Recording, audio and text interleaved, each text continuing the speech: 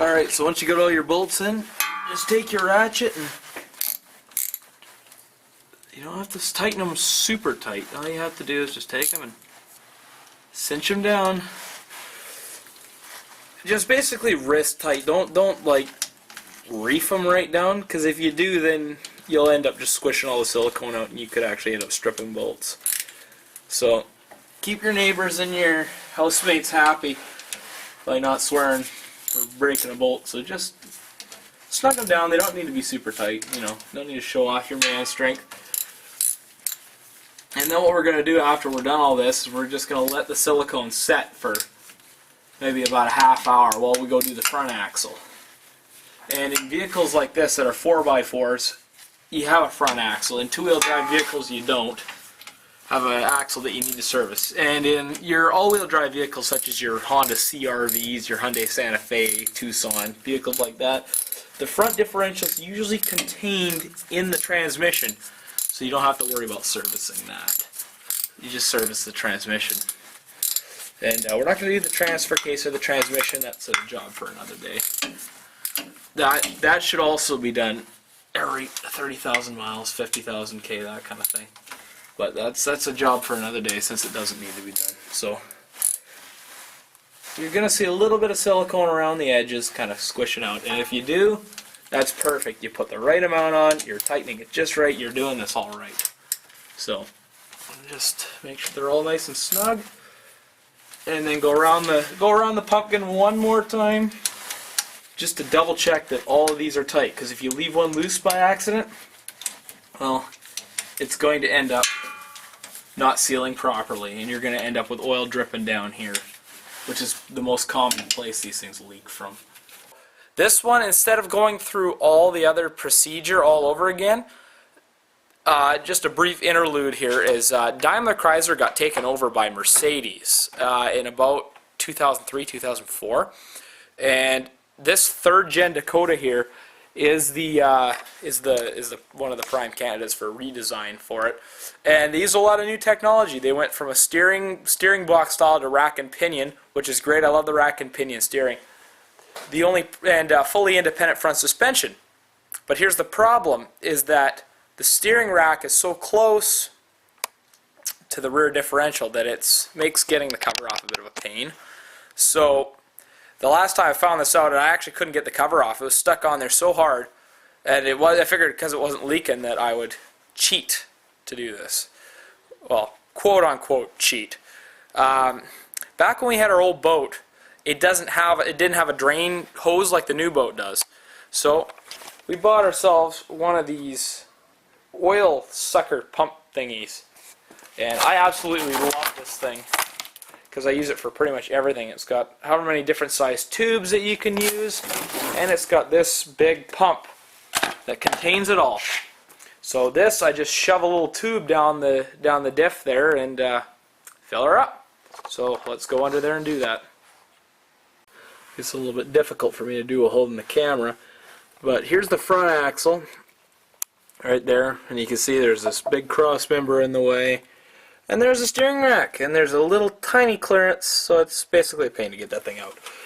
So essentially, like all other Dodges, it's got this wonderful little rubber plug that I can just take out with my hand. There we go. Now I'll grab the smallest diameter tube. What we'll do is, I'm going to feed it.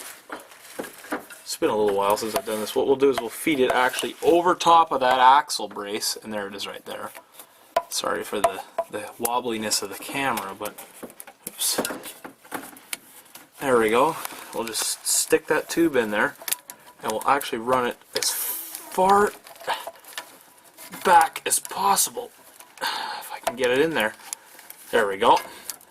And you'll feel it really go in there. Oh shoot, I just knocked that thing over. Yeah, you'll really feel that thing go in there. Oh, where is it? There it is. So it's actually starting to drip some oil right now. So now what we'll do is we'll take our, oh there we go, our little suction pump here, and we'll pump.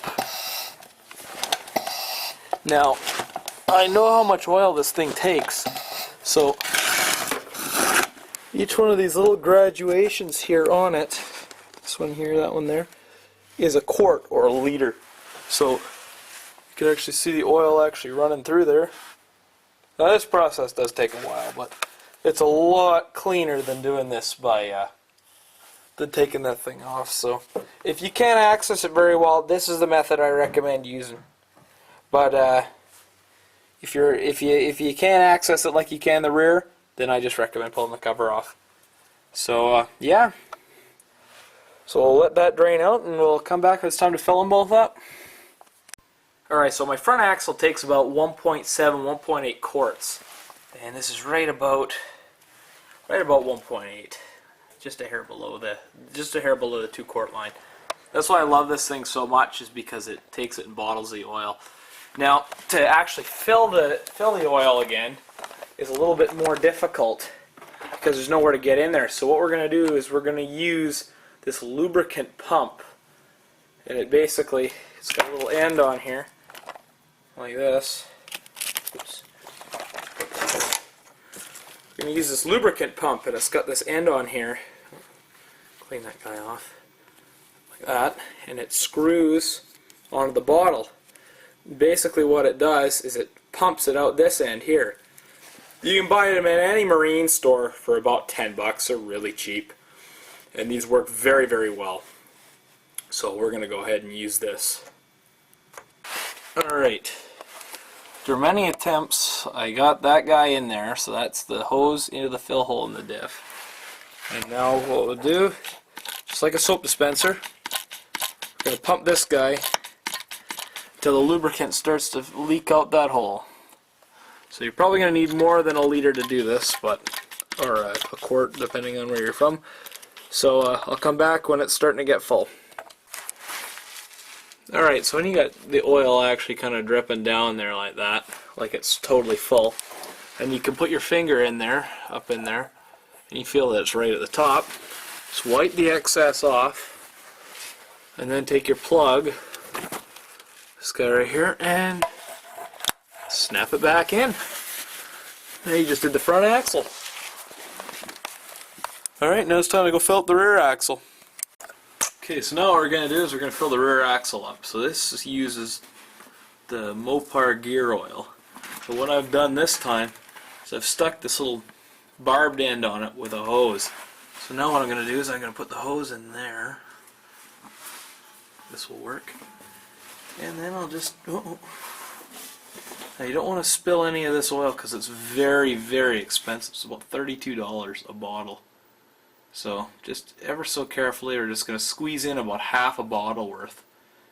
And I'll explain that in a second when I'm about done. So put about half to 3/4 if you got a limited slip rear axle. If you don't have to worry about that. But we got to put the friction modifier in. Now, just a brief interlude about what friction modifier is. This friction modifier allows the clutches inside the differential to actually slip. Now, this is what you want. You don't want it to slip significantly, but you want it to slip enough so where you go around a corner. If the clutches were too grippy, it would just kind of grind and squeak as you're trying to go around a corner. So you always, always, always want to add your friction modifier when you got a limited slip. Or else when you go around a corner, you're going to get a loud grinding noise, probably, and when you turn the corner, you're going to hear your tires go chirp, chirp, chirp, chirp, chirp. Like they're kind of struggling to turn the corner. So you want to make sure that you add your friction modifier. That is absolutely crucial. So this is going to take a while, so I'll be back when it's full. Okay, so we got about half the bottle gone now. So what we're going to do, less than that, but what we're going to do, we're going to take our, there we go, take our little bottle of friction modifier here, and we're actually going to add it to the bottle of gear oil. Now there's a method to my madness here, because number one, it's actually easier to put in this way, and second of all is now I can mix it around with the oil so that I don't have it all in there kind of like floating on top of the rest of the gear oil. So make sure that's completely empty. Make sure you get all of it. This stuff's 10 bucks. I mean, you may as well use it all while you're at it. Don't skimp on it, because this is absolutely crucial for the diff to work properly.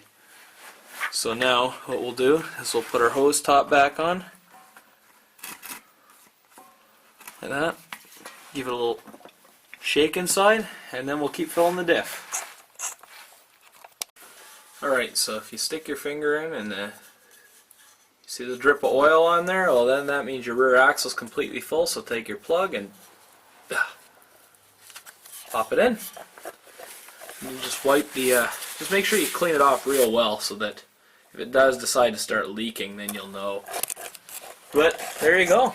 That's how you do your front and rear axle service. It's that easy. So by doing it yourself, you save a lot of money, and you know, you get to learn stuff while doing it. So stay tuned. Next we're going to be doing an oil change on this bad boy.